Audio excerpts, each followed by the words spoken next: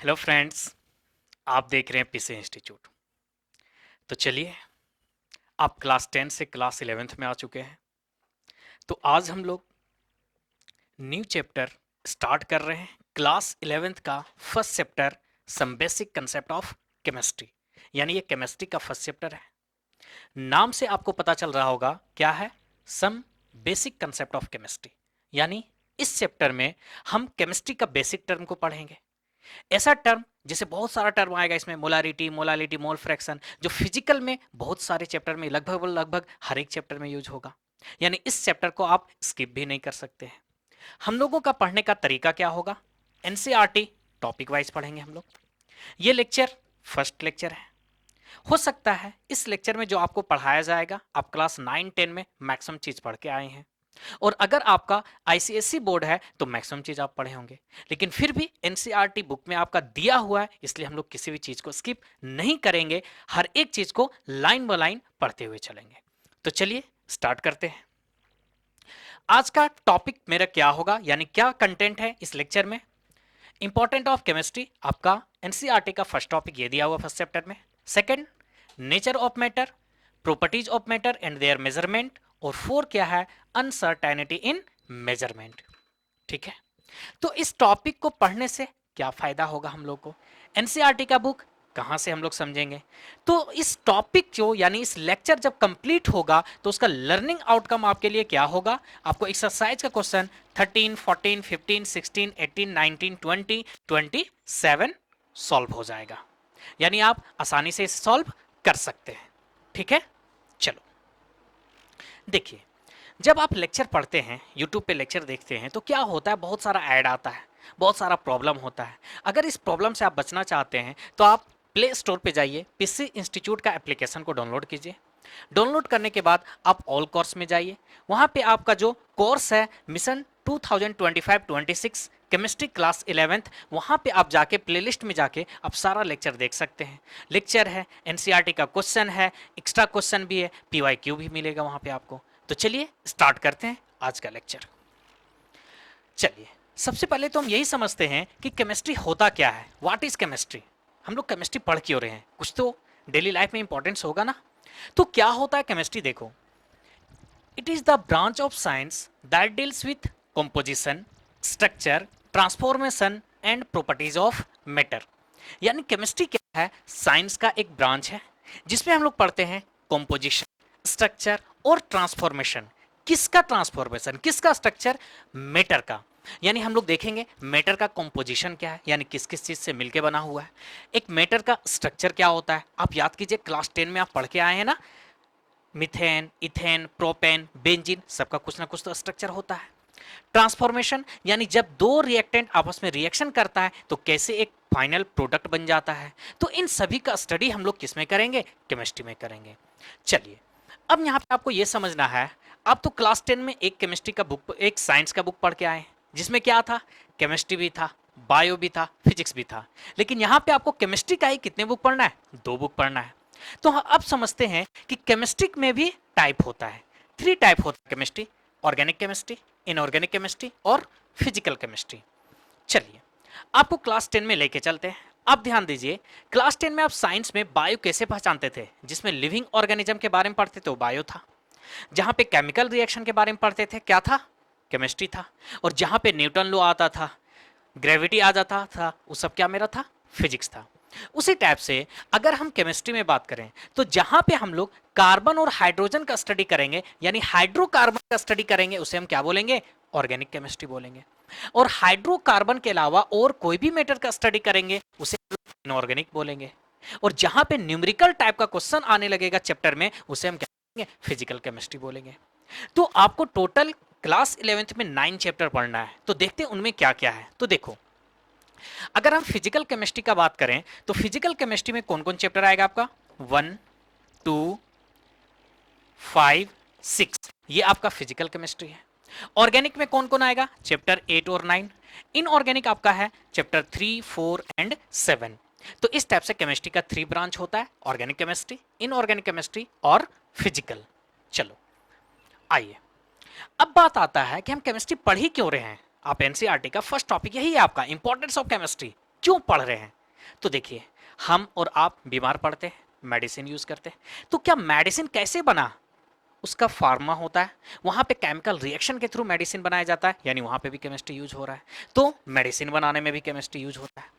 बड़े बड़े इंडस्ट्री होते हैं, आप देख सकते हैं जितने सारे केमिकल तैयार किया जाता है, आप जिस रूम में हैं, जिस क्लास में वहाँ पेंट किया जा रहा है ना, इंडस्ट्री में उसे बनाया जा रहा है ना, तो उन सब प्रोसेस क्या वहाँ पे केमिस्ट्री यूज नहीं हो रहा है, वहाँ पे तो केमिकल रिएक्शन ही कराया जा रहा है ना। तो वहाँ पे भी इंडस्ट्री में भी क्या होता है, केमिस्ट्री का यूज है। आप अपने घर पे जो शॉप यानी साबुन यूज कर रहे हैं, वो भी केमिस्ट्री यूज होता है। आपका क्लास 12 में एक चैप्टर हुआ करता था पॉलीमर, जिसमें हम सीखते हैं कैसे प्लास्टिक बनाया जाता है, वो भी मेरा क्या है, केमिस्ट्री यूज हो रहा है। उसी टाइप से हम लोग फार्मर हैं, तो वहां पे क्या यूज करते हैं, फर्टिलाइजर यूज करते हैं। तो इस टाइप से यूरिया वगैरह यूज किया जाता है ना। तो इस टाइप से हम देख रहे हैं कि जगह जगह पे केमिस्ट्री का यूज है। हम केमिस्ट्री के बिना अपनी लाइफ को सोच भी नहीं सकते हैं। ठीक है, अपने बॉडी को स्मूथ बनाने के लिए, है ना, बहुत सारे व्हीकल्स ये सब देख लीजिए, ट्रांसपोर्टेशन में भी केमिस्ट्री का यूज है। तो ये है आपका केमिस्ट्री का यूज, और यही आपका केमिस्ट्री का फर्स्ट टॉपिक है। क्या? Importance of chemistry. क्या?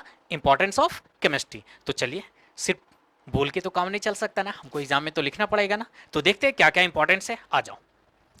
Contribution to improve health and sanitation facilities, यानी हेल्थ को इंप्रूव करने में यूज किया जाता है।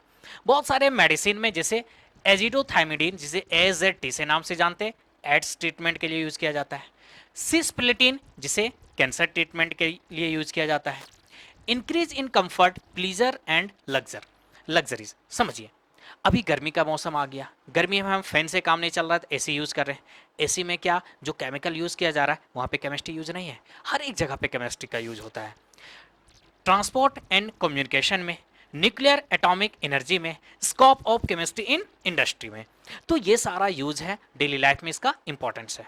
आप अगर वन लाइन में अगर कोई पूछे कि इंपॉर्टेंस क्या है केमिस्ट्री का, तो ये सारा लाइन नहीं, बल्कि आपको ये लाइन याद रखना है, chemistry has given important drugs, fertilizer, metal alloy, energy source and building material etc। At least आप ये वाला लाइन बता सकते हैं इंपॉर्टेंस ऑफ केमिस्ट्री के बारे में। तो ये था आपका केमिस्ट्री का फर्स्ट टॉपिक। आओ इसी टॉपिक से रिलेटेड एक क्वेश्चन करते हैं। क्या है? What is the main significance of chemistry in daily life, यानी केमिस्ट्री का डेली लाइफ में क्या इंपॉर्टेंस है, क्या सिग्निफिकेंस है। तो देखो ऑप्शन ए क्या है, it only help in understanding atom. क्या सिर्फ एटम के बारे में बताता है केमिस्ट्री? नहीं। It has no real life application, ये तो गलत है, रियल लाइफ ही तो एप्लीकेशन होता है केमिस्ट्री। सी में देखो क्या है, it helps in manufacturing, medicine, food preservation and cleaning agent. देख लो, यह एक्चुअल में आंसर होगा आपका इंपॉर्टेंस ऑफ केमिस्ट्री के बारे में। तो आपका ऑप्शन कौन सा हुआ? Option C. चलो, अब आते हैं आपके एनसीईआरटी के बुक के अकॉर्डिंग सेकंड टॉपिक क्या है। सेकंड टॉपिक है नेचर ऑफ मैटर। सबसे पहले बात, मैटर होता क्या है?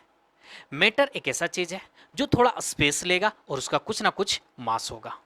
यानी हम मैटर को डिफाइन क्या कर सकते हैं, तो देखो, anything that occupy space and has mass is called matter. कोई भी चीज जिसके जो स्पेस लेगा और उसका कुछ ना कुछ मास होगा, उसे हम क्या बोलते हैं? मैटर बोलते हैं। ठीक है, अब आता है स्टेट ऑफ मैटर। कितने टाइप का स्टेट ऑफ मैटर होता है? देखिए, ये सभी चीज आप पढ़े हैं, हम जान रहे हैं, लेकिन एनसीईआरटी में दिया हुआ है, इसलिए हम किसी भी टॉपिक को स्किप नहीं करना चाह रहे हैं। हम स्पीड में से जो इजी टॉपिक है उसे पढ़ा के निकलेंगे। ठीक है, चलो, अगर आपको इजी लग रहा है तो बताओ स्टेट ऑफ मैटर कितना होता है। आप सोच रहे होंगे 3, सॉलिड, लिक्विड, गैस। कोई दूसरा बोल रहा होगा नहीं 5, उसमें कौन कौन जोड़ दिया? प्लाज्मा जोड़ दिया और बीईसी। लेकिन ऐसा नहीं है, 22 से भी ज्यादा स्टेट ऑफ मैटर होता है। हाँ, कॉमन जनरली 3 टाइप पढ़ते हैं, सॉलिड, लिक्विड, गैस। जैसे 5 तो आप ये पढ़े होंगे, लेकिन इसके अलावा भी बहुत सारा टाइप होता है, जिसका और एग्जांपल अगर देखना चाहते हैं, सुपर सॉलिड भी होता है, सुपर फ्लूइड भी होता है, ट्रू क्रिस्टल भी होता है। इस टाइप से 22 से ज्यादा टाइप होता है स्टेट ऑफ मैटर का। लेकिन जनरली हम लोग को कितना पढ़ना है? 3 पढ़ना है, सॉलिड, लिक्विड, गैस, जो आप क्लास 9-10 में पढ़ चुके हैं, है ना। चलो, अब छोटा सा एग्जांपल दिया हुआ है, उसे देख लेते हैं कि क्या डिफरेंस है सॉलिड, लिक्विड और गैस में। ये सब सभी चीज आप पढ़े हैं, इसलिए इसे हम लोग स्पीड में पढ़ के निकलते हैं। आ जाओ, सॉलिड क्या होता है? पार्टिकल आर क्लोजली पैक्ड, जिसमें पार्टिकल बहुत ज्यादा क्लोजली पैक्ड होता है। Particle are close together but not as in solid. लेकिन लिक्विड में क्या होता है, लिक्विड में भी पार्टिकल क्लोज होता है लेकिन सॉलिड इतना क्लोज नहीं होता है, और गैस में क्या होता है, बहुत दूर दूर होता है। First point. सेकंड, जब सॉलिड में पार्टिकल क्लोज है तो उसमें मूवमेंट नहीं होगा, ओनली अपने जगह पे क्या करेगा, वाइब्रेट करेगा। लिक्विड में क्या होता है, पार्टिकल मूव कर सकता है, करता है, कर सकता नहीं, करता है, लेकिन गैस में पूरा फ्री तरीके से पार्टिकल क्या करता है, मूव करता है। अब सॉलिड में जब पार्टिकल क्लोज है यानी उसका क्या होगा, फिक्स्ड अरेंजमेंट होगा पार्टिकल का। लेकिन लिक्विड में रैंडम अरेंजमेंट होता है, और गैस में भी क्या होता है, पार्टिकल का कोई भी अरेंजमेंट नहीं होता है। अब जब पार्टिकल बहुत ही क्लोज है यानी इंटरमोलिकुलर फोर्स सॉलिड में क्या होगा, स्ट्रॉन्ग होगा। उसी चीज को लिखें, स्ट्रॉन्ग इंटरमोलिकुलर फोर्स। लिक्विड में भी होता है लेकिन सॉलिड से कम और गैस से ज्यादा होता है, तो relatively strong bond but slightly weaker then those of solid, है ना। और गैस में क्या होता है, वेरी वीक इंटरमोलिकुलर बॉन्ड होता है। समझ पा रहे हैं? आ जाओ, अब बात करते हैं वॉल्यूम पे। तो सॉलिड का क्या होता है, फिक्स्ड वॉल्यूम होता है। क्या होता है, फिक्स्ड वॉल्यूम होता है। अब बताओ लिक्विड का वॉल्यूम फिक्स होता है या नहीं, कंफ्यूज कर गए ना। लिक्विड का भी वॉल्यूम फिक्स्ड होता है। जैसे हम एग्जांपल देते हैं, आपके घर पे आया ना, मिल्कमैन दूध लेके आता है ना, अपना कैन में दूध लेके आता है। वो अपना कैन में लेके आता है, आप घर में जाते हैं, किसी बर्तन में पलटी कर देते हैं, हम लोग लेते हैं ना। तो ऐसा थोड़ी ना है कि मिल्क में ना आया, 1 लीटर मिल्क लेके हम दूसरे कैन में लिए तो 2 लीटर हो गया, ऐसा तो नहीं होता है ना। सिर्फ बर्तन चेंज हुआ, उसका शेप चेंज होता है लेकिन वॉल्यूम फिक्स्ड होता है। तो लिक्विड का भी फिक्स्ड वॉल्यूम होता है लेकिन गैस का वॉल्यूम फिक्स नहीं होता है। लेकिन वही अगर हम शेप का बात करें तो फिक्स्ड शेप होता है किसका, सॉलिड का। लेकिन लिक्विड और गैस किसी का शेप फिक्स्ड नहीं होता है।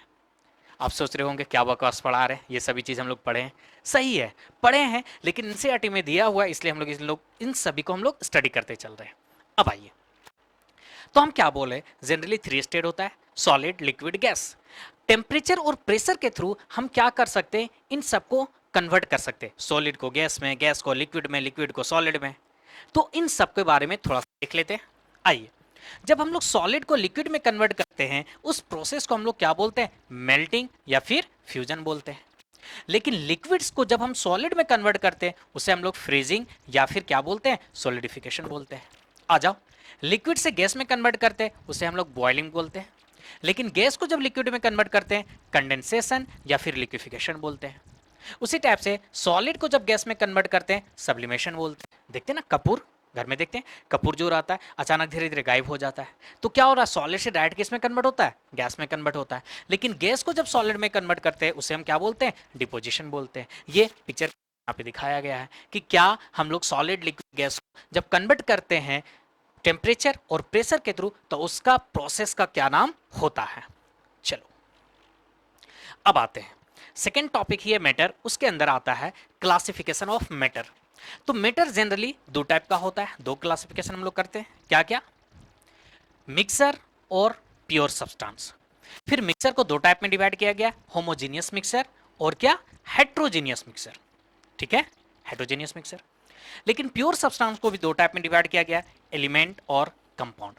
तो चलिए थोड़ा टाइम देते हैं, हम लोग एक एक करके डिस्कस करते हैं मिक्सर को। आइए, फर्स्ट मिक्सर।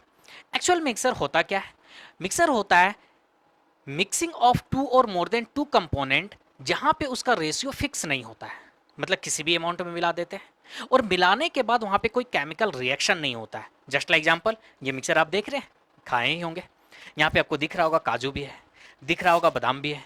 क्या फिक्स अमाउंट होता है, इतना काजू होना चाहिए, इतना बादाम होना चाहिए, नहीं ना, किसी भी रेशियो में होता है। क्या ये काजू और बादाम है, इन दोनों के बीच में कोई केमिकल रिएक्शन हो रहा है, नहीं। तो मिक्सर का डिफिनेशन यहीं से आ गया, ध्यान दीजिए। Mixer contain 2 or more substance in any ratio. These substance are called its component and they are mixed physically. No chemical bond between them. यानी सिंपल मिक्सर क्या होता है, 2 और मोर देन 2 सब्सटेंस का मिक्सर होता है किसी भी रेशियो में और उनके बीच में कोई केमिकल रिएक्शन नहीं होता है। अब आ जाओ, मिक्सर अभी हम लोग क्या देखें, 2 टाइप का, होमोजीनियस, हेट्रोजीनियस। छोटा सा एग्जांपल लेंगे, इजी से समझ में आएगा। आपके घर पे गेस्ट आया होगा, हम लोग शरबत बनाते हैं, वाटर लिए, उसमें शुगर ऐड किए। जब वाटर में शुगर ऐड करते हैं, अच्छे से मिला देते हैं, क्या शुगर अब दिख रहा है हम लोगों को, नहीं दिख रहा है ना। यानी वहां पे शुगर वाटर में कंप्लीट मिल चुका है, तो उस टाइप के मिक्सर को हम लोग क्या बोलेंगे? होमोजीनियस मिक्सर, यानी जिसे हम लोग आसानी से देख नहीं सकते, जो मिलाएं और आसानी से उसे अलग भी नहीं कर सकते। क्या आसानी से अलग कर सकते हैं? शुगर जब घुल गया तो शुगर को निकाल सकते क्या? नहीं ना।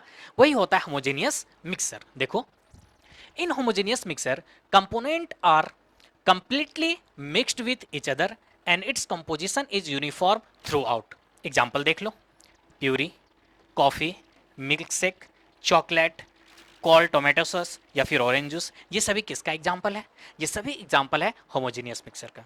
होमोजीनियस मिक्सर को हम लोग particle can't be seen separately, अभी तो वही बता रहे थे, क्या शुगर को जब हम वाटर में डिजोल्व कर दिए तो हम शुगर को देख पाते क्या? नहीं। उसे निकाल पाते आसानी से क्या? नहीं। तो उसी है वही, compound can not separated easily, यानी उसे हम लोग आसानी से सेपरेट भी नहीं कर सकते। अब आ जाओ heterogeneous mixer. Heterogeneous mixer just homogeneous का उल्टा होगा, यानी हम जो मिक्स कर रहे हैं उसे आसानी से देख सकते हैं। हम लोग खाने में सैलेड यूज करते हैं, क्या उस सैलेड में प्याज भी है, टमाटर भी है, खीरा भी है, मिर्च भी है, आसानी से खीरा उठा सकते हैं, मिर्च उठा सकते हैं, यानी जहां पे हम आसानी से सेपरेट कर सकते हैं उस मिक्सर को हम क्या बोलेंगे? हेट्रोजीनियस मिक्सर बोलेंगे। तो देखो डिफिनेशन क्या होता है, component are not completely mixed with each other and composition is not uniform throughout, यानी पूरा complete mix नहीं होगा। जैसे एग्जांपल सैलेड हो गया, ice cube in a drink या फिर स्मोक हो गया, यानी compound can be seen separately in mixer, आसानी से देख सकते हैं, can be separated easily even by hand picking, यानी हाथ से भी हम उस कंपाउंड को जो हम मिक्सर बना रहे हैं उसे हाथ से भी अलग कर सकते हैं। तो ये था आपका मिक्सर का दो टाइप, होमोजीनियस और हेट्रोजीनियस। चलो इसी टॉपिक से रिलेटेड एक क्वेश्चन को देख लेते हैं, आ जाओ।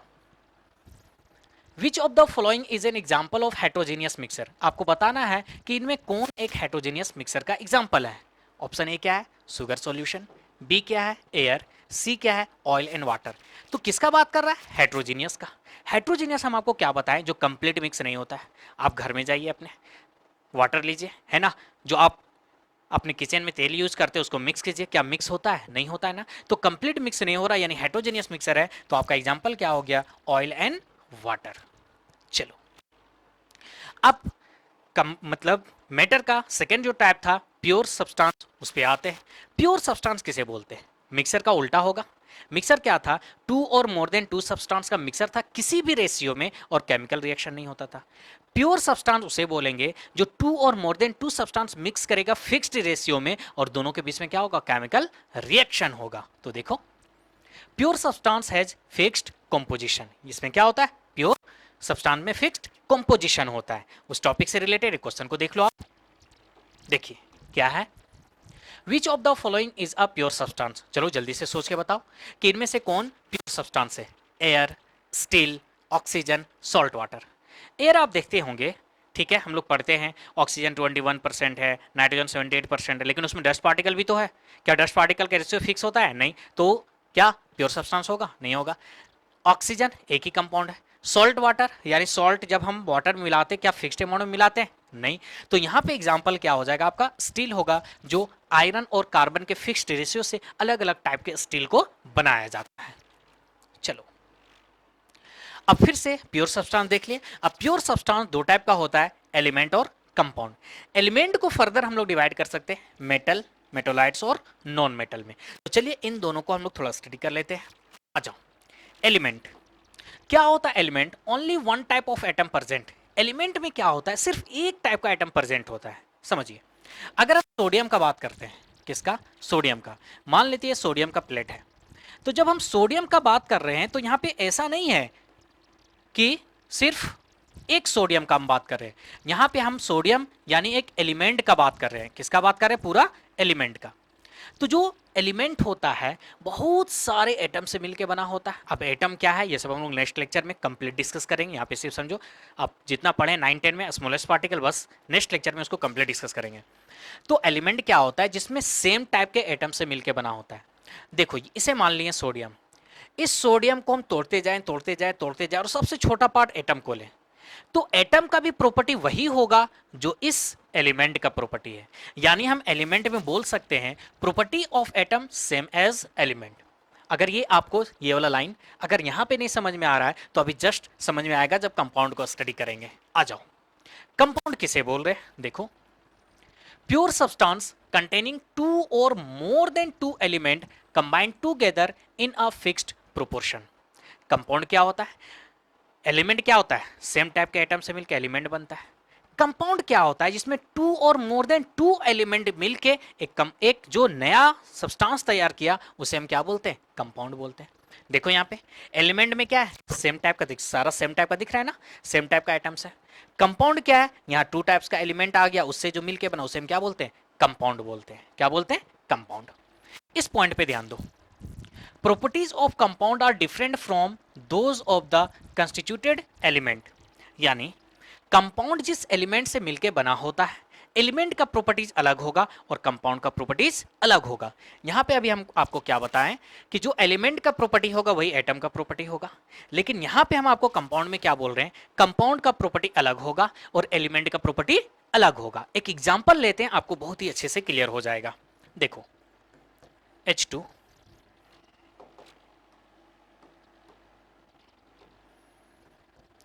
H2 प्लस हाफ O2, ये क्या बन गया? H2O। समझो, H2 हाइड्रोजन गैस, ये क्या करेगा? Hydrogen gas highly combustible gas है। O2 ऑक्सीजन, ये क्या करता है? आग को और भड़का देगा ना। यानी H2 आग जो लग रहा था उसमें ये क्या करेगा? जब उसको ऑक्सीजन मिल जाएगा आग को तो आग और भड़क जाएगा। यानी ये क्या कर रहा है? कंबसन को सपोर्ट कर रहा है, यानी कंबसन को और बढ़ा रहा है। लेकिन ये दोनों जब आपस में मिला तो क्या बन गया? वाटर। अब बताओ वाटर का काम क्या है? आग को बुझा देना। तो देख रहे हैं ये दोनों क्या कर रहा है? आग को और भड़का रहा है। लेकिन जो कंपाउंड बनाओ क्या कर रहा है? पानी को वाटर को सॉरी आग को बुझा रहा है। यानी कंपाउंड का प्रॉपर्टी अलग होता है और जिस एलिमेंट से मिलके बना है उस एलिमेंट का भी प्रॉपर्टी क्या होता है? अलग अलग होता है। समझ पा रहे हैं? तो इस टाइप से यहां पे हम देख सकते हैं क्या कि किसी भी कंपाउंड में कंपाउंड का प्रॉपर्टी अलग होगा और जिससे कंपाउंड मिलके बना है उसका प्रॉपर्टी अलग होता है। चलो, तो second topic state of nature of matter यहां पे हम लोग कंप्लीट किए एनसीईआरटी का। थर्ड यहां पे आपका जो टॉपिक है एनसीईआरटी का वो क्या है? Properties of matter and there measurement. यानी पहले प्रॉपर्टीज को देखेंगे फिर उसके मेजरमेंट देखेंगे। किसका? के मैटर का मेजरमेंट के बारे में। तो क्या क्या थर्ड टॉपिक में हम लोग को क्या क्या पढ़ना है? Physical and chemical properties, measurement of physical properties, SI unit, mass and weight, volume, density, temperature. बताओ इसमें आप क्या नहीं जानते? मैक्सिमम चीज तो आप जान रहे हैं ना, लेकिन एनसीईआरटी में दिया हुआ है इसलिए हम लोग इसे स्टडी करेंगे। तो चलो एक एक करके स्टडी करते हैं। आ जाओ, फिजिकल प्रॉपर्टीज। फिजिकल प्रॉपर्टीज हम लोग किसे बोलेंगे? This can be observed measured without changing composition और आइडेंटिफाई ऑफ द सब्सटेंस। यानी फिजिकल प्रॉपर्टीज एक ऐसा प्रॉपर्टी होता है जिसको जब हम लोग ऑब्जर्व करेंगे, मेजरमेंट करेंगे तो उसके कंपोजिशन में कोई चेंजिंग नहीं होगा, उसके आइडेंटिटी में कोई चेंजिंग नहीं होगा। जस्ट लाइक एग्जांपल, वाटर लीजिए, आप उसे बॉयल कीजिए तो वाटर किस में कन्वर्ट होगा? गैस में। तो जो वाटर था उसका फार्मूला H2O था, जब वो गैस में कन्वर्ट हुआ अब भी फार्मूला क्या है? H2O। यानी कंपोजिशन में कोई चेंजिंग नहीं हुआ। तो बॉइलिंग पॉइंट मेरा क्या हो जाएगा? फिजिकल प्रॉपर्टीज होगा। क्या होगा? Physical properties. तो इस टाइप से बता सकते हैं pressure, temperature, boiling point, melting point, smell, taste, colour, weight, length, volume, height, area, mass, ये सभी किसका एग्जांपल है? फिजिकल प्रॉपर्टीज का। किसका? फिजिकल प्रॉपर्टीज का। सिंपल, जिसके कंपोजिशन, जिस फिजिकल प्रॉपर्टी हम उस चीज को बोलेंगे जब उसका मेजरमेंट करेंगे या उसका ऑब्जर्वेशन करेंगे तो उसका कंपोजिशन में, उसका आइडेंटिटी में कोई चेंज नहीं होना चाहिए। आ जाओ, केमिकल प्रॉपर्टीज जस्ट उल्टा हो जाएगा। जब उसका मेजरमेंट करेंगे, जब उसका ऑब्जर्वेशन करेंगे तो उसके आइडेंटिटी में, उसके कंपोजिशन में क्या होगा? चेंज आ जाएगा। यानी वो मेरा क्या हो रहा है? केमिकल प्रॉपर्टीज होगा। यानी यहां पे केमिकल रिएक्शन होगा। क्या होगा? केमिकल रिएक्शन होगा। तो देखो, a chemical properties is a characteristics of a particular substance that can be observed in a chemical reaction। तो एग्जांपल क्या हो जाएगा? सॉल्युबिलिटी, आग का लगना, देख लो, bond formation, acidity, base, coordination nature, toxicity, ये सब किसका एग्जांपल है? केमिकल प्रॉपर्टीज का एग्जांपल है। चलो आओ इससे रिलेटेड एक क्वेश्चन को, छोटा सा क्वेश्चन को देख लेते हैं। Which of the following is not a physical properties of matter. इसमें आपको बताना है कि कौन फिजिकल प्रॉपर्टीज नहीं है। डेंसिटी फिजिकल प्रॉपर्टीज है, boiling point physical properties, melting point physical properties. लेकिन आप यहां पे देखो क्या है, रिएक्टिविटी विद एसिड। जब एसिड रिएक्टिविटी विद एसिड यानी अलग अलग एसिड का अलग अलग रिएक्टिविटी होगा, यानी ये किसका बात कर रहा है, केमिकल रिएक्शन का बात कर रहा है, यानी केमिकल प्रॉपर्टीज का होगा। तो रिएक्टिविटी विद एसिड यहां पे क्या है, फिजिकल प्रॉपर्टीज नहीं है। ठीक, नेक्स्ट क्वेश्चन आ जाओ। क्या है क्वेश्चन, ध्यान दीजिए। Which of the following is a chemical change, इनमें से कौन केमिकल चेंज हो रहा है। फर्स्ट मेल्टिंग ऑफ आइस, नहीं, पहले भी H2 है बाद में भी H2 ही रहेगा फॉर्मूला, कोई चेंज नहीं हो रहा है। Boiling of water, rusting of iron, देखो ये आपका हो जाएगा chemical property. Rusting of iron, लोहे में जंग लगना ना, कैसा है, कोई केमिकल रिएक्शन ही तो हो रहा है ना, यानी वहां पे क्या है, ये केमिकल प्रॉपर्टीज है, केमिकल चेंज हो रहा है। आइए हम लोग देखें मैटर का फिजिकल और केमिकल प्रॉपर्टीज। अब हम लोग कहेंगे मेजरमेंट ऑफ फिजिकल प्रॉपर्टीज, जो फिजिकल प्रॉपर्टीज है उसका मेजरमेंट के बारे में। तो उसमें फर्स्ट मेरा आता है एसआई यूनिट। क्या आता है, एसआई यूनिट। अगर आप देखिए तो basically these are 7 base unit, यानी पूरे दुनिया में एसआई यूनिट 7 होता है। उसके बाद जो भी यूनिट होगा उसी 7 यूनिट से ही ड्राइव्ड किया जाएगा। एग्जांपल के थ्रू आपको समझाते हैं। देखो basically these are 7 basic unit, other unit are derived using this 7 base unit. तो एसआई यूनिट जो 7 है कौन कौन है से हम लोग देख लेते हैं, चलो आ जाओ। देखो लेंथ, एसआई अगर बात करें लेंथ का, मीटर, देखो लेंथ मीटर भी होगा, सेंटीमीटर भी होगा, किलोमीटर होगा, लेकिन एसआई यूनिट क्या होता है, मीटर होता है, जिसका सिंबल क्या होगा, एम होगा। सेकेंड मास, मास का अगर हम लोग नेम देखें तो किस में मेजरमेंट करते हैं, किलोग्राम में, सिंबल केजी। टाइम, अब टाइम क्या होता है, सेकंड भी होगा, मिनट भी, आवर भी होगा, लेकिन एसआई यूनिट क्या होता है, सेकंड होता है, जिसका सिंबल एस होता है। इलेक्ट्रिक करंट, जिसका मेजरमेंट लोग किस में करते हैं, एम्पियर में, जिसका सिंबल ए होता है। टेम्परेचर, देखो टेम्परेचर क्या होता है, डिग्री सेल्सियस होता है, केल्विन होता है, फॉरेनहाइट होता है, लेकिन एसआई यूनिट क्या होता है, केल्विन होता है, जिसको हम लोग कैसे रिप्रेजेंट करते हैं। तो यहां से आपको क्या, आप देखिए एसआई यूनिट का मतलब क्या है, देखिए जैसे टेम्परेचर का एसआई यूनिट क्या है, केल्विन, यानी केमिस्ट्री में जब भी हम टेम्परेचर का बात करेंगे तो हम किस में यूज करेंगे, केल्विन में यूज करेंगे, डिग्री सेल्सियस में नहीं करेंगे। 6 में क्या है, अमाउंट ऑफ सब्सटेंस, जिसका मेजरमेंट मोल में करते हैं, सिंबल क्या होता है, मोल, दोनों में फर्क देखो, MOLE, लेकिन सिंबल लिखते हैं ई नहीं लिखते हैं। फिजिक्स में पढ़िएगा ल्यूमिनस इंटेंसिटी, जिसका मेजरमेंट कैंडेला, और सिंबल क्या होता है, CD होता है। तो ये बेसिकली 7 SI यूनिट है, और इसके बाद दुनिया का कोई भी फॉर्मूला आप उठा लीजिए, कोई भी यूनिट उठा लीजिए, इसी से ड्राइव किया जाता है। आओ एक एग्जांपल से आपको समझाते हैं, ध्यान दीजिए आप। देखो अगर हम स्पीड का बात करें, किसका बात कर रहे हैं, स्पीड का। स्पीड क्या होता है, distance by time, distance by time. तो यहां पे देखो डिस्टेंस यानी लेंथ का मेजरमेंट कर रहे हैं, क्या होता है, मीटर, मीटर का सिंबल क्या होता है, M। टाइम, टाइम को सेकंड में मेजरमेंट करते हैं, यूनिट क्या लिखते हैं, S। तो स्पीड का यूनिट क्या आ गया, आप देख सकते हैं, मीटर पर सेकेंड। तो ये स्पीड का यूनिट मीटर पर सेकेंड आया, किससे ड्राइव हुआ, इसी 7 से हो रहा है ना। तो दुनिया में एसआई यूनिट 7 होता है, इसके बाद कोई भी यूनिट आएगा इसी से ड्राइव किया जाता है, ठीक है। चलो आइए एक छोटा सा क्वेश्चन देख लेते हैं। What is the SI unit of amount of substance, चलो जल्दी से बताओ क्या होगा। Option A B C D क्या होगा, बताइए आप जल्दी से कमेंट करके बताओ क्या होगा।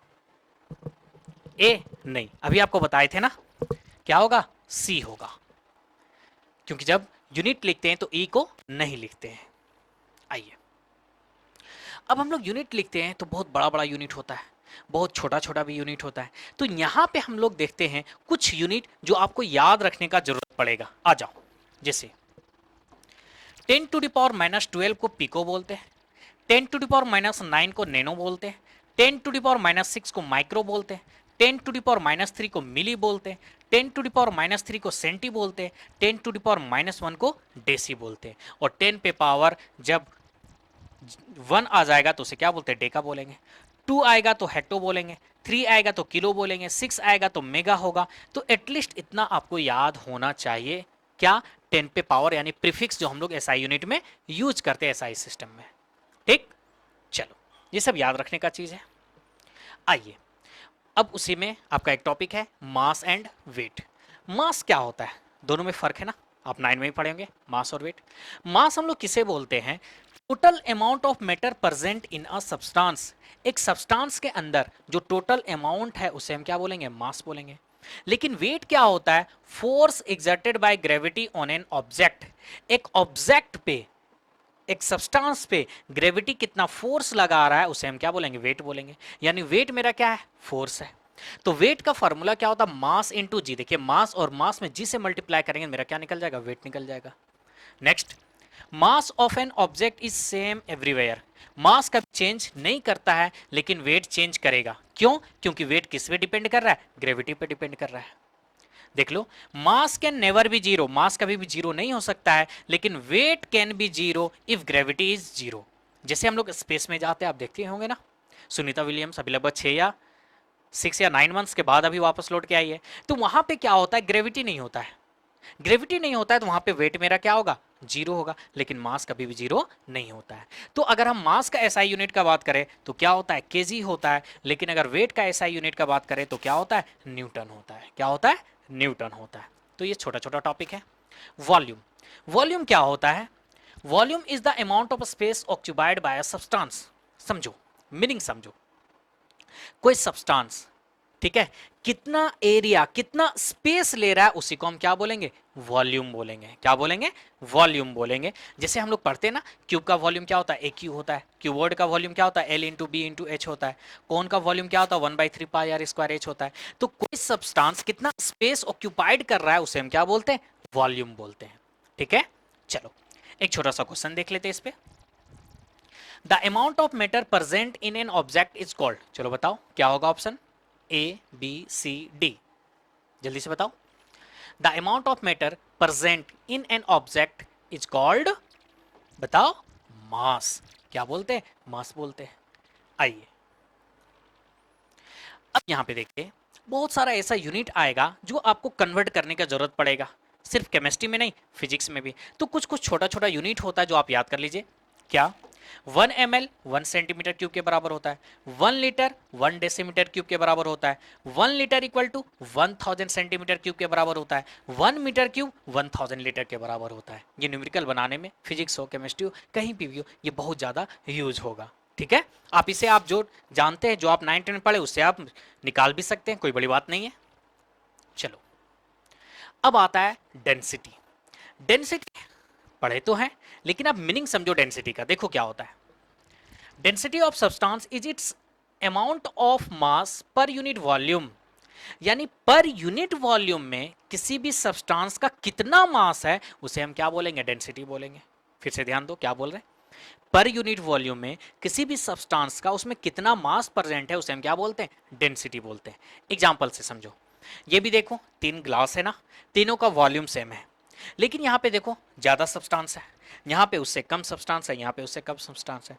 जब यहाँ पे ज़्यादा सब्सटेंस है यानी इसका डेंसिटी ज़्यादा होगा, इससे कम इसका डेंसिटी होगा, और सबसे कम इसका डेंसिटी होगा। इसे हम सॉलिड नाम दिए, इसे लिक्विड नाम दिए, इसे गैस नाम दिए। तो सॉलिड का डेंसिटी ज़्यादा है, उससे कम है लिक्विड का, उससे कम गैस का। क्यों, वॉल्यूम को फिक्स कर दिए। तो वॉल्यूम जब फिक्स कर दिए तो उसमें पर उसका जो मास है उस वॉल्यूम में कितना ज़्यादा है उसका डेंसिटी क्या होगा, ज़्यादा होगा।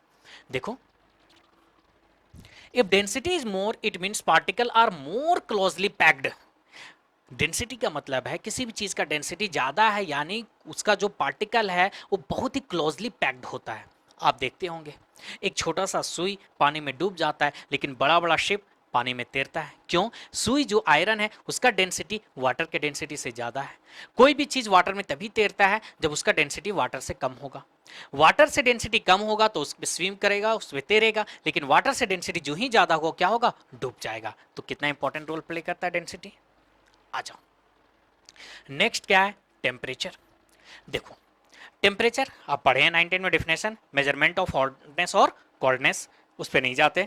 हम लोग टेम्परेचर किस किस चीज में मेजरमेंट करते हैं, डिग्री सेल्सियस में, फ़ारेनहाइट में, केल्विन में। अब आओ इन तीनों को थोड़ा सा देखते हैं। अगर डिग्री सेल्सियस का बात करें, डिग्री सेल्सियस में जो फ्रीजिंग पॉइंट ऑफ वाटर होता है क्या होता है, 0 degree Celsius. Boiling point of water क्या होता है, 100 डिग्री सेल्सियस। लेकिन वही केल्विन में बात करें तो केल्विन में boiling freezing point of water क्या होता है 273 मान के चलिए, 0.15 भी लेके चलते कोई बात नहीं। और अगर बॉइलिंग पॉइंट देखें तो कितना होता है 373 केल्विन होता है। लेकिन वही फॉरेन हाइट में देखें तो फ्रीजिंग पॉइंट ऑफ वाटर कितना होता है 32 फॉरेन हाइट होता है। और अगर हम बॉइलिंग पॉइंट ऑफ वाटर देखें तो कितना होता है 212 फ़ारेनहाइट होता है। ठीक, अब आ जाओ रूम टेम्परेचर बात करें। अगर रूम टेम्परेचर बात करें सेल्सियस में 25 degree Celsius, human body temperature बात करें तो 37 डिग्री सेल्सियस। हम लोग बोलते हैं ना कभी कभी उसको 100 डिग्री से ज्यादा बुखार था। अरे भाई 100 डिग्री से ज्यादा बुखार, तो उसका बात हम लोग सेल्सियस में नहीं कर रहे हैं, किस में करते हैं हम लोग फ़ारेनहाइट में करते हैं। क्योंकि फ़ारेनहाइट में रूम टेम्परेचर 77 फ़ारेनहाइट होता है और ह्यूमन बॉडी टेम्परेचर 98.6 फ़ारेनहाइट होता है। समझ पा रहे हैं। डिग्री सेल्सियस में हम बात करेंगे 42, 43, 44 डिग्री सेल्सियस जाते जाते मेरा बॉडी बर्दाश्त ही नहीं कर पाएगा, हम लोग डेथ कर जाएंगे। तो 100 कहां से पार होगा, तो 100 जो पार करते हैं, जो हम लोग बोलते हैं किस में होता है फ़ारेनहाइट में होता है। ठीक, चलो आप 9-10 में रिलेशन पढ़े होंगे केल्विन और डिग्री सेल्सियस में। तो क्या रिलेशन होता है, kelvin equal two degree Celsius plus 273.15, ये रिलेशन होता है। चलो एग्जांपल लेते हैं। अगर हम लोगों को 15 डिग्री सेल्सियस दिया हुआ है, 15 डिग्री सेल्सियस, इसे हम लोगों को केल्विन में कन्वर्ट करना है, तो क्या करेंगे, क्या है जहां पे डिग्री सेल्सियस है वहां पे वैल्यू पुट कर दो, तो 15 प्लस 273.15 को छोड़ दो। अब आप इसे ऐड कर दो, कितना आ गया, ये किस में कन्वर्ट हो गया, केल्विन में कन्वर्ट हो गया। उसी टाइप से फ़ारेनहाइट और डिग्री सेल्सियस में रिलेशन होता है, Fahrenheit equal to 9/5 degree Celsius plus 32। आपके लिए यहाँ पे क्वेश्चन छोड़ के जाते हैं कि बताइए किस टेम्परेचर पे फ़ारेनहाइट और डिग्री सेल्सियस इक्वल होता है। आप निकाल के देखिएगा, आंसर आएगा -40 डिग्री सेल्सियस। क्या आएगा, -40 डिग्री सेल्सियस।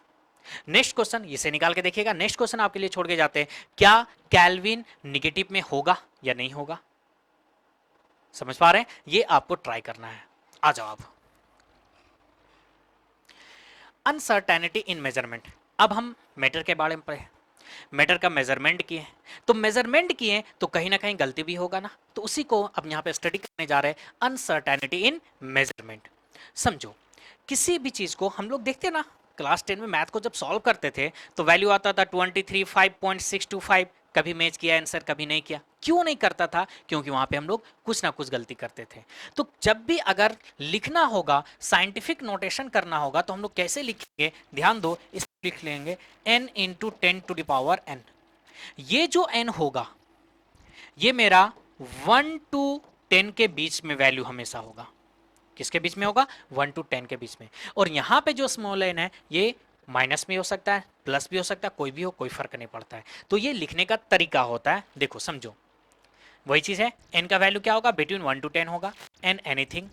अब यहां पे समझो, डेसिमल, डेसिमल का अगर हम लेफ्ट साइड मूव कर रहे हैं, किधर मूव कर रहे हैं, लेफ्ट साइड, तो पावर हमेशा इंक्रीज करेगा।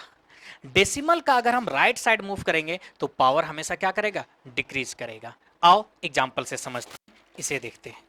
चलो आ जाओ, जिसे ये लिखा हुआ है 56789.023, इसे हमको साइंटिफिक नोटेशन में लिखना है।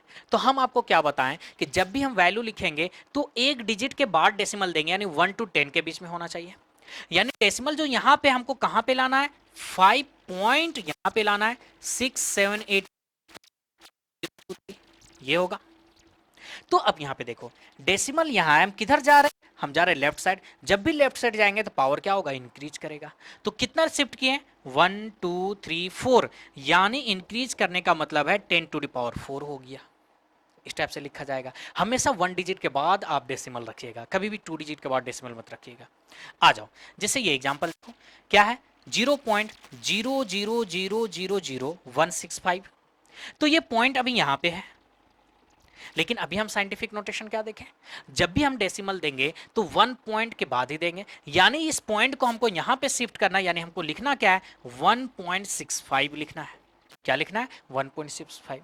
तो यहां पे हम डेसिमल को किधर शिफ्ट कर रहे हैं, यहां पे ध्यान दीजिए, राइट साइड शिफ्ट कर रहे हैं। और जब भी राइट साइड शिफ्ट करेंगे तो पावर क्या होगा, डिक्रीज करेगा। तो कितना शिफ्ट किए देखो, 2 2 4 2 6, तो यानी यहां पे डिक्रीज 10⁻⁻6 लिखेंगे। तो ये साइंटिफिक नोटेशन होता है लिखने का तरीका। क्या बोले फिर से समझो, जब भी डेसिमल में लिखना है तो पॉइंट आपको डेसिमल कहां पे देना है, 1 डिजिट के बाद देना है। ठीक है यहां तक। और अगर हम पावर लेफ्ट साइड मूव करेंगे तो उतना 10 का पावर पॉजिटिव में देंगे, लेफ्ट साइड अगर राइट साइड मूव करेंगे तो उतना ही पावर देंगे लेकिन डिक्रीज देंगे यानी निगेटिव में लिखेंगे। ठीक है, चलो आ जाओ। सिग्निफिकेंट फिगर होता क्या है, सिग्निफिकेंट फिगर इस बात को समझो। देखिए जब भी हम लोग मेजरमेंट करते हैं ना, मान लो मेजरमेंट किया, मेरा आया 36.23 ये आया, तो हम लोग क्या करते हैं मेजरमेंट समझना, 36.23 यानी 2 और 3 के बीच में हम इसे ये भी लिख देते हैं 36.2 भी लिख देते हैं, या फिर लिख देते हैं 36.21213, यानी 2 और 3 का बीच का कोई भी वैल्यू लिख देते हैं। यानी एक्यूरेट वैल्यू मेरा ये होता है पॉइंट के पहले वाला, और पॉइंट के बाद वाला वैल्यू मेरा क्या होता है, डाउटफुल वैल्यू होता है। 2 3 भी हो जाएगा, 2 1 भी हो जाएगा, 2 4 भी हो सकता है। मेजरमेंट में मिस्टेक तो होता है ना। तो यानी सिग्निफिकेंट फिगर में दो चीज होता है मेरा, एक एक्यूरेट वैल्यू होता है और प्लस क्या होता है, डाउटफुल वैल्यू होता है। एक एक्यूरेट जो पॉइंट से पहले होता है और पॉइंट के बाद वाला वैल्यू डाउटफुल होता है। यानी 23 के जगह कोई मेजरमेंट करेगा 24 भी आ सकता है, किसी का 21 भी आ सकता है। तो ये होता है सिग्निफिकेंट फिगर। अब यहाँ पे कुछ रूल होता है, आप पहले रूल को पढ़ें, उसके बाद आपको शॉर्टकट ट्रिक भी बताएंगे कि सिग्निफिकेंट फिगर कैसे निकाला जाता है। तो आइए यहाँ पे कुछ रूल को देखते हैं। Rule number 1, all non zero digit are significant figure, यानी नॉन जीरो डिजिट जितना भी आएगा सब सिग्निफिकेंट फिगर होगा। तो यहाँ पे देखो सब नॉन जीरो कितने हैं, 1 2 3 4, यानी सिग्निफिकेंट फिगर कितना हुआ, 4 हुआ। कितना हुआ, 4। यहाँ पे सिग्निफिकेंट फिगर 3, यहाँ पे 3 3 6 और 1 7, सिग्निफिकेंट फिगर कितना है, 7 है। यानी जितना भी नॉन जीरो नंबर होगा सब सिग्निफिकेंट फिगर में काउंट होगा। आ जाओ second rule, zero between two non zero digit are significant figure, यानी दो नॉन जीरो नंबर है, जीरो नहीं है, उसके बीच में अगर जीरो आएगा तो उसे भी हम सिग्निफिकेंट फिगर में काउंट करेंगे। क्या लिखा है, zero between two non zero digit are significant figure, यानी दो नंबर के बीच में अगर जीरो होगा तो उसे हम सिग्निफिकेंट फिगर में काउंट करेंगे। तो देखो ये नंबर है, यहां नंबर है, इसके बीच में जीरो है, तो टोटल सिग्निफिकेंट फिगर कितना हो गया, 4 हो गया। यहां पे देखो 2 2 4 1 5 हो गया, यहां पे कितना हुआ, 4 हुआ। यानी दो नॉन जीरो के बीच में अगर जीरो है तो उस जीरो को हम लोग काउंट करते हैं सिग्निफिकेंट फिगर में। आ जाइए third rule, zero preceding to first non zero digit are not significant figure. कहने का मतलब नॉन जीरो नंबर के पहले अगर जीरो है तो कभी भी सिग्निफिकेंट फिगर में काउंट नहीं होगा। तो देखो ये नॉन जीरो नंबर है, अब इधर जीरो है ना, तो ये कभी काउंट नहीं होगा। यहाँ पे सिग्निफिकेंट फिगर कितना आया, 2 आया। कितना है, 2 है। यहां पे देखो ये जीरो काउंट नहीं होगा क्योंकि नॉन जीरो नंबर के पहले है, लेकिन ये जीरो क्या है, दो नंबर के बीच में है, तो इसे हम सिग्निफिकेंट फिगर में काउंट करेंगे। तो यहां पे देख लो कितना हो जाएगा सिग्निफिकेंट फिगर, 3 होगा। उसी टाइप से यहां पे देखो नॉन जीरो नंबर के पहले जीरो है, बाद में तो नहीं है ना, तो यहां पे सिग्निफिकेंट फिगर कितना हुआ, 1 हुआ। चलो ये रूल नंबर थर्ड। टेंशन मत लीजिए, आपको ट्रिक भी बताएंगे जिससे सारा क्वेश्चन बनेगा, लेकिन जो रूल है उसे एक बार देख लेते हैं। Terminal zero are not significant figure if there is no decimal point, यानी अगर डेसिमल पॉइंट नहीं दिया हुआ है तो लास्ट के जीरो को हम सिग्निफिकेंट फिगर में काउंट नहीं करेंगे। तो यहां पे सिग्निफिकेंट फिगर कितना हो गया, 1। कितना होगा, 1। यहां पे कितना होगा, यहां पे भी 1 होगा। यहां पे कितना होगा, 2 होगा। यहां पे कितना होगा, 1 होगा। तो क्या बोलना चाह रहे हैं, जीरो अगर नॉन जीरो नंबर के बाद में है और अगर पॉइंट नहीं लगा हुआ है तो उस जीरो को हम सिग्निफिकेंट फिगर में काउंट नहीं करते हैं। आइए रूल नंबर 4 क्या है, जीरो एट द एंड और right side of a number are significant only if they are on right side of the decimal, यानी डेसिमल के अगर राइट साइड में है तब वो जीरो मेरा क्या होगा, सिग्निफिकेंट फिगर में काउंट होगा। तो देखो यहां पे ये डेसिमल है, इसके बाद जीरो है तो सिग्निफिकेंट फिगर में काउंट होगा। तो कितना हुआ, 2 2 4 1 5, 5 सिग्निफिकेंट फिगर। यहाँ पे 2 2 4 4 सिग्निफिकेंट फिगर। यहाँ पे देखो ये पहले है ना, पॉइंट के पहले, तो उसे नहीं देखना, पॉइंट के बाद वाले जीरो को देखना है। तो यहाँ पे क्या हुआ, 3 सिग्निफिकेंट फिगर हुआ।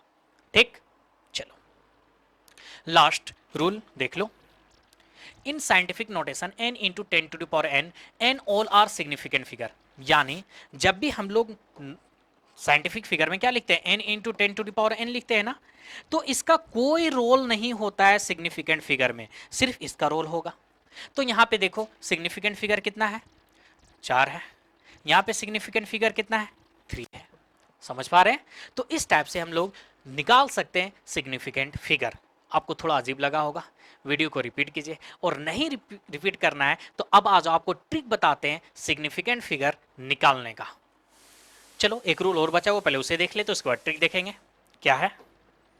Count of object exact number infinite significant figure. यानी अगर हम नंबर का बात करें, ऑब्जेक्ट का बात करें, तो उसका सिग्निफिकेंट फिगर कितना होता है, इनफिनाइट होता है। क्यों? समझो।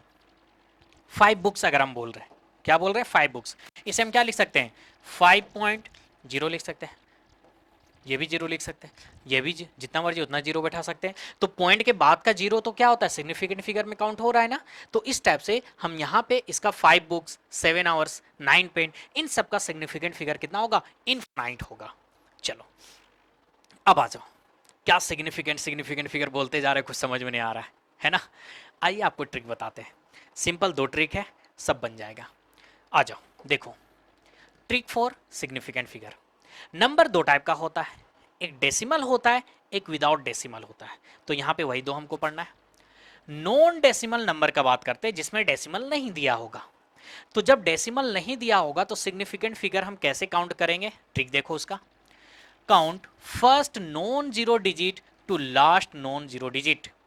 यानी अगर नंबर में पॉइंट नहीं दिया है तो first non zero, last non zero को पकड़िए, उनके बीच में जितना भी नंबर होगा, जो भी होगा, जीरो वगैरह जो भी होगा, सब सिग्निफिकेंट फिगर में काउंट होगा। ध्यान दो, अब first non zero, last non zero, ध्यान दीजिए। अब first non zero, last non zero, अब इनके बीच में जो भी है सब सिग्निफिकेंट फिगर होगा। तो कितना हो गया, 2 2 4 1 5। फर्स्ट नॉन जीरो, देखो अब ये तो जीरो है ना, नॉन जीरो यहां पे आया। फर्स्ट और लास्ट नॉन जीरो देखना, उसके बीच का सारा नंबर सिग्निफिकेंट फिगर, तो यहां पे कितना होगा, 3 होगा। फर्स्ट नॉन जीरो, यहाँ पे non zero, last non zero दिख रहा है, तो कितना सिग्निफिकेंट फिगर हुआ, 4 हुआ। First non zero, last non zero, यहाँ पे कितना सिग्निफिकेंट फिगर होगा, 2 2 4 और 1 5 होगा। तो ये हो गया सिग्निफिकेंट फिगर। तो हमको क्या देखना है, अगर पॉइंट नहीं दिया हुआ है फर्स्ट नॉन जीरो और लास्ट वाला नॉन जीरो को, यानी जीरो नहीं होना चाहिए, first non zero, last non zero, अब इनके बीच में जो भी नंबर आएगा, जीरो क्यों नहीं आए, जो भी आएगा सब सिग्निफिकेंट फिगर में काउंट होगा। इस ट्रिक को समझ पा रहे हैं? अब आ जाओ, अब जो नंबर होगा डेसिमल भी तो हो सकता है, तो जब डेसिमल दिया रहेगा तो सिग्निफिकेंट फिगर कैसे निकालेंगे, तो देख लो। Count first non zero digit to last digit. यहां पे आपको सिर्फ फर्स्ट नॉन जीरो डिजिट देखना है, उसके बाद आप लास्ट तक चले जाइए, कोई देखना नहीं है जीरो है क्या है। आ जाओ समझो, ये फर्स्ट नॉन जीरो है, यहां से स्टार्ट करके लास्ट तक चले जाइए आप डायरेक्ट एकदम, फर्स्ट से नॉन जीरो से स्टार्ट करके लास्ट तक। तो कितना नंबर आ गया, 4, तो 4 सिग्निफिकेंट फिगर हो गया। सिर्फ नॉन जीरो नंबर आपको पॉइंट में देखना है और उसके बाद लास्ट तक चले जाना है। ये जीरो जीरो, ये नॉन जीरो नंबर हुआ, यहां से लास्ट में चले जाएंगे, तो कितना सिग्निफिकेंट फिगर हुआ, 4 हुआ। यहां पे देखो पॉइंट है ना, तो नॉन जीरो नंबर ये, यहां से लास्ट तक चले जाइए, तो कितना सिग्निफिकेंट फिगर है, 4 है। यहां पे देखो नॉन जीरो नंबर, लास्ट तक चले जाइए, कितना सिग्निफिकेंट फिगर है, 5 है। तो देख रहे हैं, आपको कोई रूल याद करने का जरूरत नहीं है। फिर से समझो, इधर ध्यान दो, इधर इधर देखो क्या बोल रहे हैं। जब डेसिमल नहीं होगा तो first non zero, last non zero को पकड़िए और उनके बीच में जो भी आएगा और जो दोनों नंबर भी को भी इंक्लूड करके काउंट कर दीजिए, आपका सिग्निफिकेंट फिगर आ गया। और अगर डेसिमल है तो आपको क्या देखना है, आपको फर्स्ट नॉन जीरो नंबर देखना है और वहां से लास्ट तक काउंट कर दीजिए, आपका सिग्निफिकेंट फिगर निकल जाएगा। कोई दिक्कत? चलो अब आइए, जब भी हम मेजरमेंट करते हैं, अभी हम आपको क्या बताएं, एक एक्यूरेट होता है, एक डाउटफुल होता है। तो यहीं पे मेजरमेंट में आता है प्रीसीजन एंड एक्यूरेसी। क्या होता है इस बात को समझो। प्रीसीजन का मतलब क्या, refers to the closeness of various measurement of the same quantity. यानी एक हम एक्सपेरिमेंट कर रहे हैं, एक्सपेरिमेंट में बार बार एक्सपेरिमेंट करते जा रहे तो उसका रिजल्ट आएगा ना। तो जो रिजल्ट आएगा, अगर रिजल्ट क्लोज रिजल्ट है तो मेरा क्या कहलाएगा, प्रिसीजन कहलाएगा। एक्यूरेसी, एक्यूरेसी तो सब कुछ समझ में आ रहा है, जो एक्चुअल रिजल्ट आ जाएगा वो मेरा एक्यूरेसी होगा। Agreement of particular value to the true value of the result, यानी जो ट्रू वैल्यू है अगर वही मेरा आ गया यानी एक्यूरेसी है।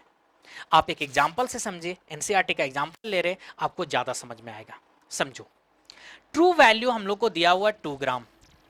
ट्रू वैल्यू कितना दिया हुआ है? 2 ग्राम। समझिएगा, बहुत इजी है। आपको क्या समझाना चाह रहे हैं, किसे हम प्रिसीजन बोलते हैं और क्या एक्यूरेसी होता है, ध्यान दो। 3 स्टूडेंट है, student A B C, 3 student है।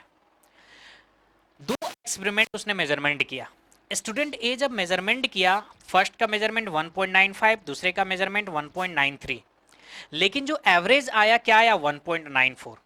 तो देखो, जो मेजरमेंट किया 1.95 आया, 1.93, रिजल्ट बहुत क्लोज है, यानी ये प्रिसीजन है।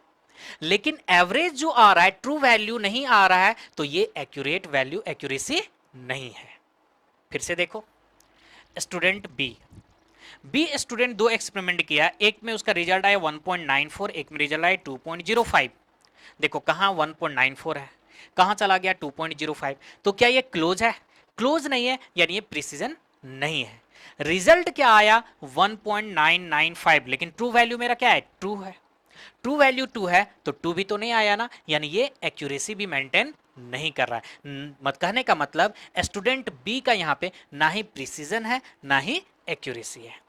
अब आ जाए स्टूडेंट सी। देखो 2 एक्सपेरिमेंट किया, कितना वैल्यू आया? 2.01, 1.99। देखो वैल्यू बहुत क्लोज है ना, तो ये प्रिसीजन भी है।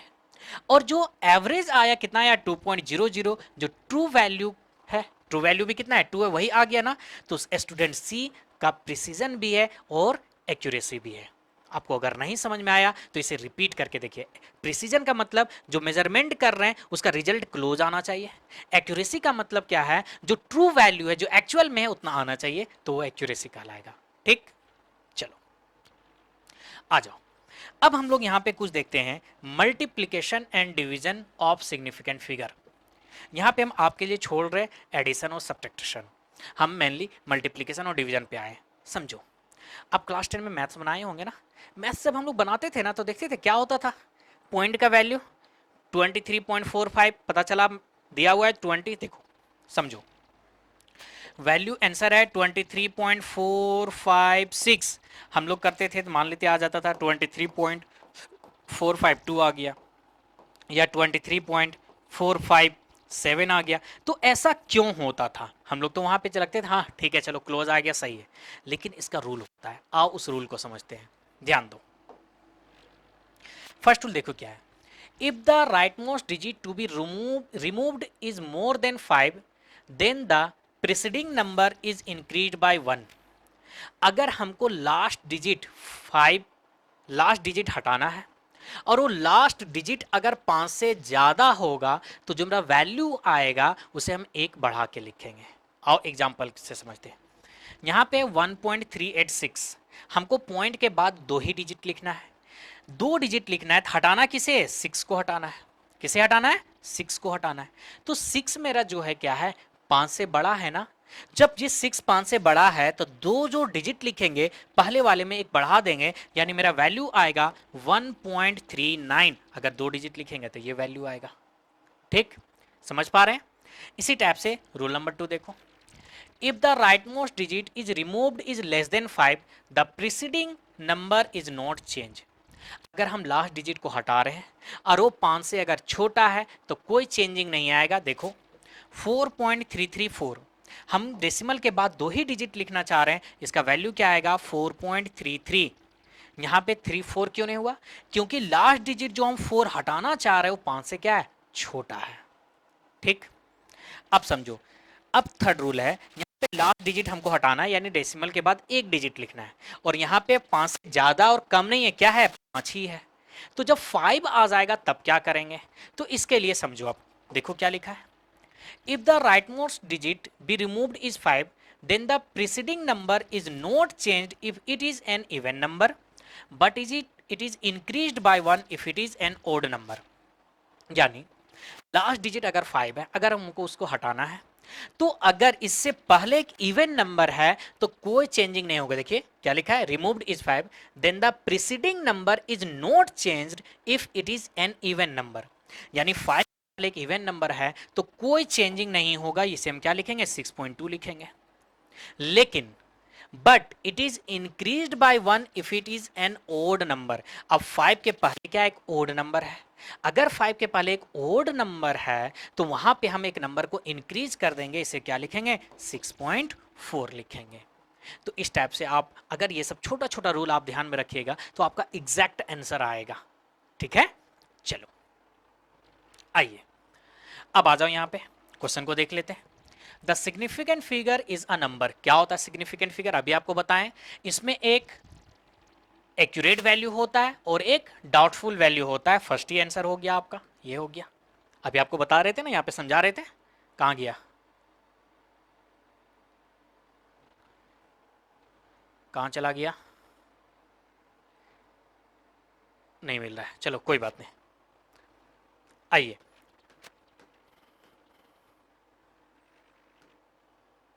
तो क्या है द सिग्निफिकेंट फिगर, क्या होता है जिसमें एक्यूरेट वैल्यू होता है प्लस डाउटफुल वैल्यू होता है। तो all the certain digit plus doubtful digit. आइए next, using scientific notation 1000 metre in a centimetre up to 2 significant figure is expressed. Question को समझो, 1000 दिया हुआ है, इसको हम लोगों को 2 सिग्निफिकेंट फिगर में लिखना है। तो क्या लिखेंगे, ध्यान दो, इसे हम लिख देंगे साइंटिफिक नोटेशन में। तो 1.0 इंटू 10⁻³ क्या इसी चीज को हम लिख रहे हैं, देख लो 1 इंटू 10⁻³ इसी चीज को लिख रहे हैं। 2 सिग्निफिकेंट फिगर, तो आपको डेसिमल में हम शॉर्ट ट्रिक क्या बताए थे, नॉन जीरो को काउंट करो और इससे जितना लास्ट तक चले जाओ तो कितने नंबर है, 2 है, यानी इसका सिग्निफिकेंट फिगर कितना है 2 है। तो आपका आंसर क्या हो जाएगा यहाँ पे 1.0 इंटू 10⁻3। आइए देखिए एक्सरसाइज का क्वेश्चन नंबर 19 है। सारा क्वेश्चन नहीं लिखे, कुछ ही लिखे, आप इसे सॉल्व कीजिए। How many significant figure are present in the following, कितना सिग्निफिकेंट फिगर है। चलो देखो डेसिमल आ गया ना, तो डेसिमल में आपको क्या बताए थे, नॉन डिजिट नंबर देखो और उसे लास्ट तक चले जाओ। तो नॉन डिजिट नंबर कहाँ पे दिख रहा है, यहाँ पे दिख रहा है, इसे लास्ट तक, यानी कितना इसमें सिग्निफिकेंट फिगर है 2 है। यहाँ पे कितना होगा बताओ 208। अब देखो यहाँ पे तो डेसिमल नहीं है ना, तो विदाउट डेसिमल हम क्या बोल रहे थे, आपको क्या बताए थे, non zero number first, non zero number last देखा हो है ना, और उसके बीच में जो भी नंबर है और उस नंबर को काउंट कर दो। तो ये नॉन जीरो नंबर है, ये नॉन जीरो, इसके बीच में सारा ये सभी काउंट हो जाएगा, कितना होगा 3 होगा। यहाँ पे कितना होगा बताओ 4 होगा। तो ये आपका एनसीईआरटी का एक्सरसाइज का क्वेश्चन है। आओ एक्सरसाइज का क्वेश्चन नंबर क्या है 20, round up the following up to 3 significant figure. चलो 3 सिग्निफिकेंट फिगर में राउंड अप करना है। तो यहाँ पे तो 3 सिग्निफिकेंट फिगर ही है, तो ये आंसर क्या होगा 1 to 1 ही होगा। इसे 3 सिग्निफिकेंट फिगर में राउंड अप करना है, यानी 3 डिजिट लिखना है, यानी 107 को हटाना है। तो देखो 1 को हटा रहे हैं तो ये 1 क्या है 5 से कम ही है ना, तो कोई फर्क नहीं पड़ेगा, ये मेरा आंसर क्या हो जाएगा 10.4 होगा। अब आ जाओ यहाँ पे क्या लिखना है 3 सिग्निफिकेंट फिगर, डेसिमल में क्या बताए थे, नॉन जीरो नंबर को ढूंढो और वहां से चले जाओ, तो ये 3 सिग्निफिकेंट फिगर होगा। तो हटाना हम लोग को किसे है 7 को हटाना है। 7 यहाँ पे क्या है बताओ 5 से ज्यादा है ना, 5 से ज्यादा एक बढ़ जाएगा तो 9 क्या हो जाएगा 10 हो जाएगा। तो इसका आंसर होना चाहिए 0.0460, ये होना चाहिए। ठीक है, उसी टाइप से यहाँ पे सिग्निफिकेंट फिगर 3 सिग्निफिकेंट फिगर, कोई नंबर नहीं है तो हमको इस 8 को हटाना है, तो 8 5 से बड़ा है तो कितना हो जाएगा 281 हो जाएगा। ठीक है, आपको अगर नहीं समझ में आ रहा है तो कमेंट कीजिएगा, उसे डिस्कस कर देंगे। तो इस टाइप से यहाँ पे आज हम लोग क्लास 11 का फर्स्ट चैप्टर का फर्स्ट लेक्चर कंप्लीट किए, जो ऑलमोस्ट आपके लिए बहुत ही इजी होगा। इसके बाद हम लोग कंटिन्यू करेंगे। आपको लेक्चर कैसा लग रहा है कमेंट में जरूर बताइएगा। मिलते हैं नेक्स्ट लेक्चर के साथ। Thank you.